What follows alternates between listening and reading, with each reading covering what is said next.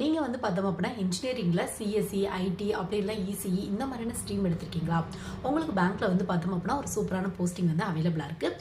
என்ன போஸ்டிங் அப்படின்னு பார்த்தோம் அப்படின்னா, அதாவது ஐடி ஆஃபீஸர் அப்படிங்கிற ஒரு வேகன்சி வருது. இந்த வேகன்சி எங்கே இருக்கும் அப்படின்னு பார்த்தோம் அப்படின்னா, ஐபிபிஎஸ்ல எஸ்ஓக்கு கீழே ID officer, agriculture field officer, HR officer, marketing officer இந்த மாதிரி நிறைய வேகன்சி இருக்கும். ஸோ நீங்கள் இசிஇ ட்ரிபிள்இ அப்படி இல்லைனா இசிஇ சிஎஸ்சி ஐடி அப்படி இல்லைனா இஎன்ஐ இந்த மாதிரியான கோர்ஸ்லாம் எடுத்திருக்கீங்க அப்படின்னா, இல்லை நீங்கள் எம்எஸ்சி கம்ப்யூட்டர் ரெலவெண்ட்டா இல்லை நீங்கள் வந்து பார்த்தோம் அப்படின்னா எலக்ட்ரானிக்ஸ் ரெலவெண்ட்டான ஒரு பிஜி கோர்ஸ் இந்த மாதிரிலாம் கம்ப்ளீட் பண்ணியிருக்கீங்க அப்படின்னா, எந்தவித ஒர்க் எக்ஸ்பீரியன்ஸுமே இல்லாமல் இந்த மாதிரியான போஸ்டிங்லாம் ட்ரை பண்ணி பார்க்கலாம்.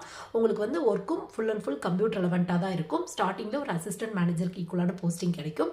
சிலபஸும் வந்து பார்த்தோம் அப்படின்னா உங்களுக்கு வந்து பார்த்தோம் அப்படின்னா ஃபர்ஸ்ட் ரவுண்டில் காமனாக ரீசனிங், ஆப்டியூடு, இங்கிலீஷ் இந்த டாப்பிக்ல தான் கொஸ்டின் வரும். செகண்ட் ரவுண்டில் மெயின் எக்ஸாமில் வந்து பார்த்தோம் அப்படின்னா உங்களுக்கு ஃபுல் அண்ட் ஃபுல் கம்ப்யூட்டர் ரெலவெண்ட்டான டாப்பிக்ல தான் கொஸ்டின் கேட்பாங்க.